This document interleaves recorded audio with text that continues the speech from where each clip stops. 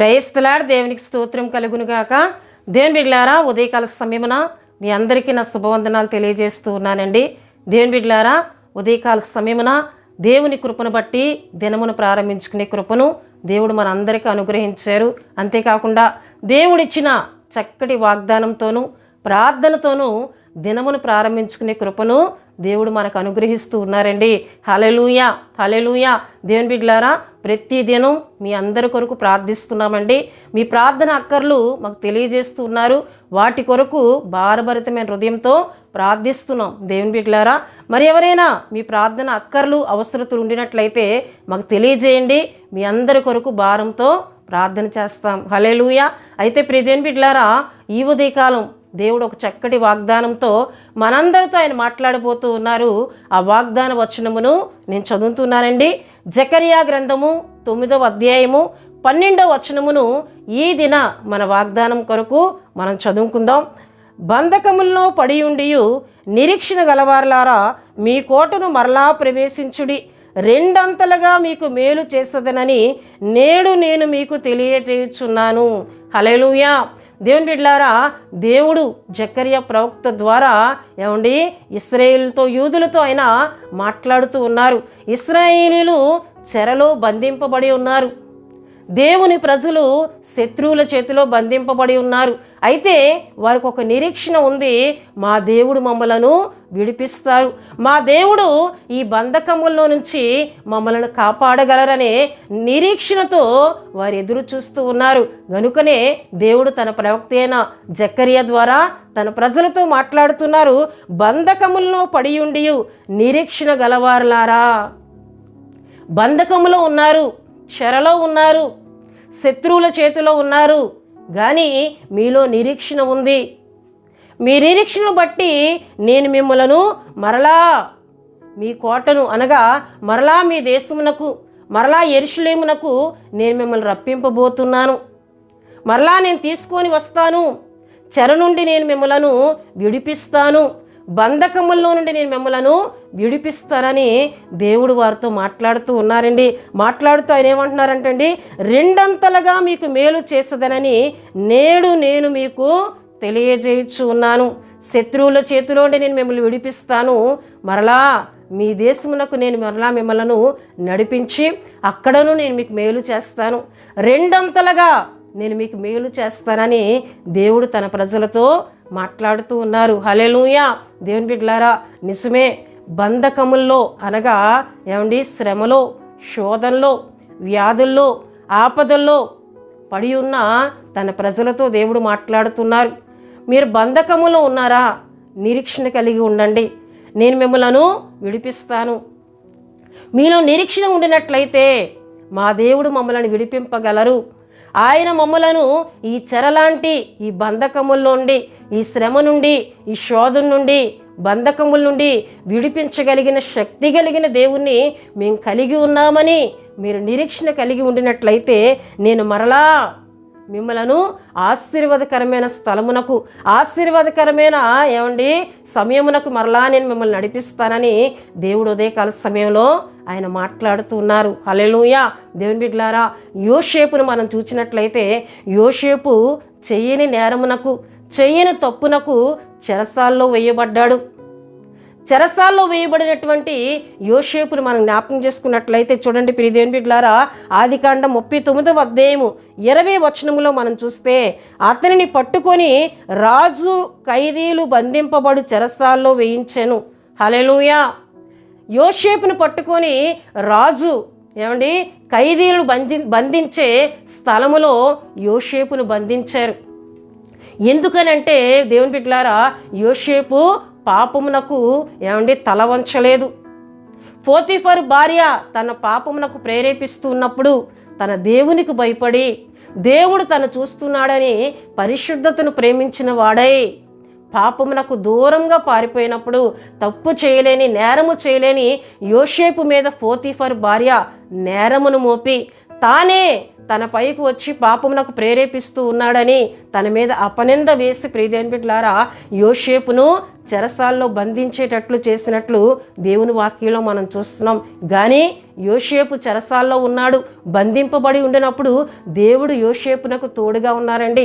యోసేపునకు దేవుడు తోడుగా ఉండి అక్కడున్న వారందరికీ మేలుకరంగా చెరసాల్లో కూడా యోసేపును దేవుడు వాడుకుంటున్నారు. హల్లెలూయా, హల్లెలూయా.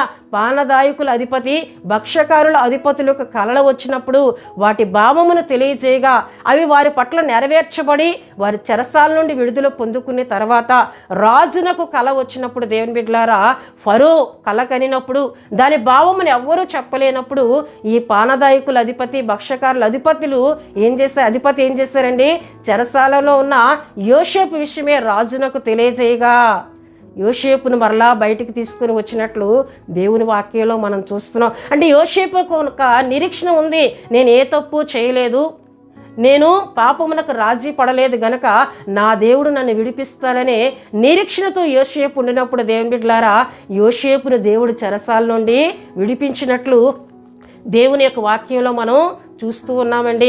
హల్లెలూయా, హల్లెలూయా.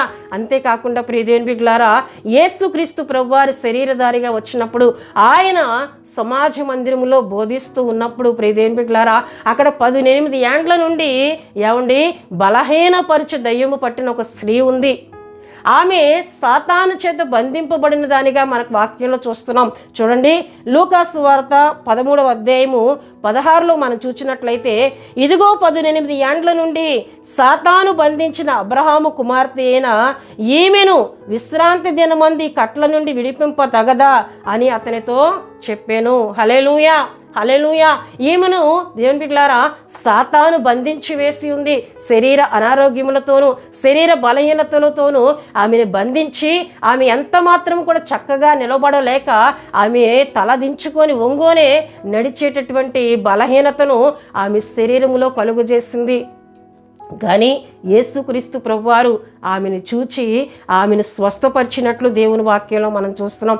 సాతాను బంధకముల్లో నుండి ఆ స్త్రీని యేసుక్రీస్తు ప్రభువారు విడిపించారు దేవుని బిడ్డలారా. హల్లెలూయా, హల్లెలూయా. ఆమెకి నిరీక్షణ ఉంది. 18 ఏండ్ల నుండి దేవుని సన్నిధికి వస్తుంది. ఆమె నిరీక్షణతో ఎదురు చూస్తుంది స్వస్థత కొరకు. ఆమె నిరీక్షను బట్టి యేసుక్రీస్తు ప్రభువారు అక్కడ ఆమెకి విడుదలను కలుగజేశారు. సాతాను బంధకముల నుండి విడుదల కలుగు చేసినట్లు దేవుని యొక్క వాక్యంలో మనం చూస్తున్నాం దేవుని బిడ్డలారా.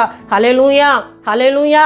దేవుని వాక్యంలో మనం చెప్పుకున్నాం, వాగ్దానం మనం చెప్పుకున్నాం, బంధకముల్లో పడి ఉండి నిరీక్షణ గలవారులారా. నువ్వే బంధకముల్లో పడి ఉన్నా, అప్పులనే బంధకముల్లో పడి ఉన్నా, సమస్యలనే బంధకములో పడి ఉన్నా, అనారోగ్యములనే బంధకముల్లో పడి ఉన్నా, కుటుంబంలో సమాధానము లేని బంధకముల్లో పడి ఉన్నా, నెమ్మది లేని బంధకముల్లో నువ్వు పడి ఉన్నా, ఆయన వైపు తట్టు తిరిగి నిరీక్షణతో నువ్వు ఎదురు చూచినట్లయితే నీ బంధకముల్లో ఆయన నేను విడిపిస్తానని, మరలా దేవుని బిడ్డలారా సమాధానకరమైన పరిస్థితులని కలుగు చేస్తానని, రెండంతలుగా నీకు మేలు కలుగు చేస్తానని దేవుని బిడ్డలారా ఉదయకాల సమయంలో చక్కటి వాగ్దానంతో ఆయన మాట్లాడుతూ ఉన్నారు. హల్లెలూయా, హల్లెలూయా. ఈ వాగ్దానములున్న ప్రతి దీవెన నమ్ముదాం. నా బంధకముల నుండి నన్ను విడిపించగలిగిన వాడు నేను కలిగి ఉన్న యేసుక్రీస్తు ప్రభువారు. ఆయన నన్ను విడిపిస్తారని ఎవరైతే ఉదయకాలం సమయంలో నమ్మి ఆయన యొద్ద ప్రార్థన చేస్తారో వారిని విడిపిస్తారని ఆయన మాట్లాడుతున్నారు. విడిపించి రెండంతలు మేలు చేస్తానని ఆయన మాట్లాడుతూ ఉన్నారు. కనుక ఈ వాగ్దానంలో ఉన్న ప్రతి ఆశీర్వాదము నమ్మి ఈ వాగ్దానంలో ప్రతి దీవెనను పొందుకుందాం. దేవుడు తన వాగ్దాన మాటలను దీవించునుగాక. ఆమేన్. దేవుని బిడ్డలారా, మీ అందరి కొరకు నేను ప్రార్థిస్తున్నాను. ప్రతి ఒక్కరూ కండ్లు మూసుకొని తలలు వంచి ప్రార్థనలో నాతో ఏకీభించాలని ప్రభు పేట తెలియజేస్తూ ఉన్నానండి. పరిశుద్ధుడా, ప్రేమ కలిగిన తండ్రి, కృపగలిగిన యేసయ్య, మీ ఘనమైన నామమునకు వేలాది వందనములు, వేలాది కృతజ్ఞతాస్తుతులు చెల్లిస్తున్నాను నాయన. ఉదయకాల సమయంలో చక్కటి వాగ్దానంతో మాతో మాట్లాడుతున్నారు. బంధకముల్లో పడి ఉన్నవారు నిరీక్షణతో ప్రభువా ఎదురు చూచినట్లయితే, నువ్వు విడిపించగలిగిన దేవుడు అని నమ్మినట్లయితే నువ్వు విడిపిస్తానంటున్నావు, రెండంతలు మేలు చేసి ఆశీర్వదిస్తారని మాట్లాడుతూ ఉన్నారు. అయ్యా, ఈ వాగ్దానంలో ప్రతి మాటను నమ్మి దీవించబడి కృపనిమ్మని ప్రార్థిస్తున్నాను. నీ బిడ్డలకు దినమంతా నీ కాపుదల మీ సన్నిధి నీ కృపా తోడుగా ఉంచండి. అపవాది క్రియలను యేసుక్రీస్తు నామములో లయపరచండి. దినమంతా నీ కృపతో నింపండి. రాకపోకుల్లో మీరు ఉండండి. ఎవరైనా బలహీనులుగా ఉండినట్లయితే మీ గాయపడిన హస్తం ద్వారా వారి సర్వ శరీరములు తాకమని ప్రార్థిస్తున్నాను. మీ ఆరోగ్యం ప్రతి ఒక్కరికి దయచేయండి. మీ సన్నిధిని ప్రతి ఒక్కరికి తోడుగా ఉంచమని ప్రార్థిస్తున్నాను. పరిశుద్ధాత్మదేవా మీకు వందనాలు. దినమంతా నీ కృపతో నింపమని, మీ సన్నిధిని బిడ్డలకు తోడుగా ఉంచమని యేసు నామములో అడుగుచున్నాం తండ్రి. ఆమేన్. యేసు రక్తమే జయం. ప్రభుయేసు రక్తమే జయం. ప్రభుయేసు రక్తం సంపూర్ణమైనది. అపవాది క్రియలకు అనంత నాశనం కలుగునుగాక. ఆమేన్, ఆమేన్, ఆమేన్. దేవుడు మిమ్ములను మీ కుటుంబములను బహుగా దీవించునుగాక. ఆమేన్.